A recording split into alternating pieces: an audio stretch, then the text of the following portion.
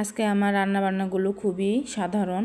এখানে আমি পটল আলু মাছ দিয়ে ঝোল করেছি, আর এদিকে আমি আলু চিকন করে টমেটো দিয়ে গুচি মাছ দিয়ে চচ্চড়ি করেছি।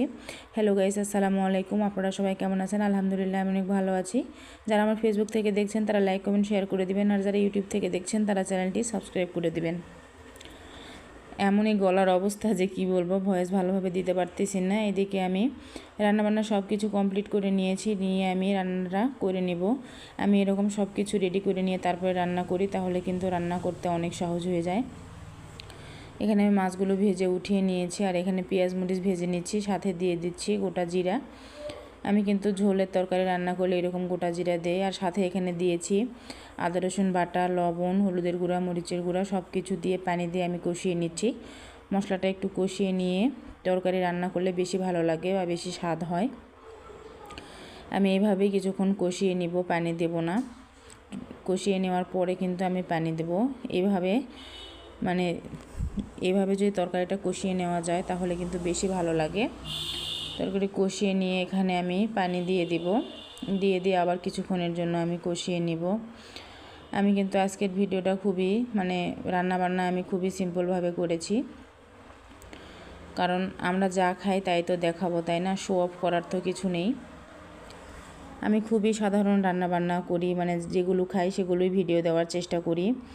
শুধু এগুলার পিছনে যদি আমি টাকা পয়সা খরচ করে ভিডিও কেন করব? যদি আমি এখান থেকে কিছু ইনকাম করতে পারতাম ভালো মতো, তাহলে না হয় তখন করতাম, কিন্তু এখন আমার ইনকামটা অতটাও বেশি না যে আমি এগুলো করব। ইনশাল্লাহ যখন ইনকাম বেড়ে যাবে তখন হয়তো আপনাদের নতুন নতুন রেসিপি দেখাতে পারবো। তরকারি কিন্তু এদিকে কথা বলতে বলতে আমার হয়ে গেছে বন্ধুরা। এখন আমি এখানে মাছ দিয়ে দিচ্ছি, দিয়ে আমি পানি দিয়ে দিব। এখানে পানি দিয়ে আমি কিন্তু কিছুক্ষণ রান্না করে নিব, তাহলে কিন্তু আমার তরকারিটা রান্না হয়ে যাবে।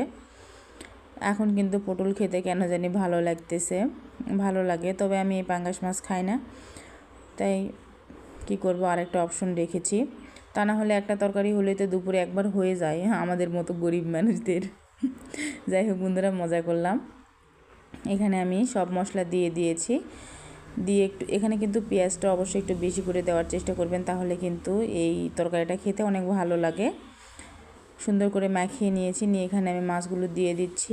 এই মাখানোতেই কিন্তু তরকারির আসল স্বাদ। যত সুন্দর করে মাখানো হবে তত তরকারিটা স্বাদ হবে বেশি। এখানে আমি পানি দিয়ে দিচ্ছি, মাখানো শেষ হয়ে গেলে পানি দিয়ে আমি রান্না করে নিব। পানিটা পরিমাণ মতো আপনাদের যেমন যতখানি পানি লাগবে ততটাই দেওয়ার চেষ্টা করবেন। আর এদিকে আমি ভাত উঠিয়ে দিয়েছি, এদিকে আমার একটা তরকারিতে হয়ে গিয়েছে, আর একটা রান্না হচ্ছে।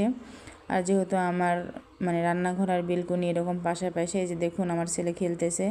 ও তো আমি যতক্ষণ রান্না করব রান্নাঘরে থাকবো ততক্ষণ ওই বেলকনিতে, ওইদিকে জীবনেও যাবে না।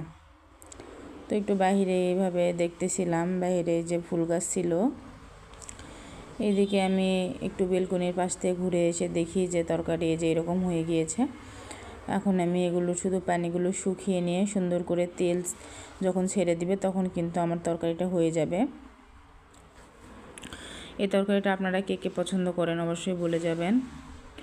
আমার তো খুবই ভালো লাগে। যে দেখুন বন্ধুরা, তরকারি কিন্তু হয়ে গেছে, সুন্দর তেল উঠে এসেছে, তার কিন্তু তরকারি আমার হয়ে গিয়েছে।